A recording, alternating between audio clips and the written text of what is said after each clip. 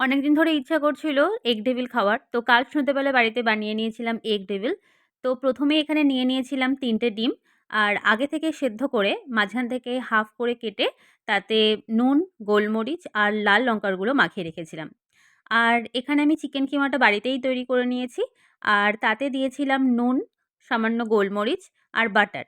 এগুলো সবকিছু খুব ভালোভাবে মাখিয়ে অনেকক্ষণের জন্য বেশ রেখে দিয়েছিলাম।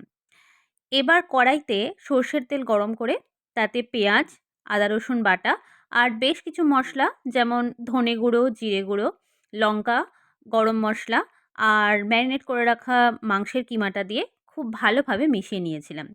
যখন মোটামুটি কষানো হয়ে গেছিল, তখন এর সাথে ২ চা চামচ মতো আমি মিশিয়ে দিয়েছিলাম বেসন, যাতে বাইন্ডিংটা করতে আমার খুব সুবিধা হয়। পুরটা এভাবে রেডি হয়ে যেতে খুব ভালোভাবে ঠান্ডা করে নিয়েছিলাম।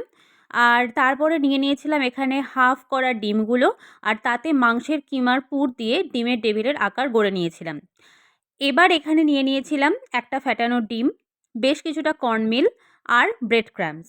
তো ১ম এ ডিমের ডেভিলটাকে কর্নমিলের মধ্যে দিয়ে তারপর ডিমের গোলায় চুবিয়ে আবার আমি কি করলাম না ব্রেড ক্রাম্বসের মধ্যে দিয়ে কোটিংটা পুরো একদম রেডি করে নিলাম।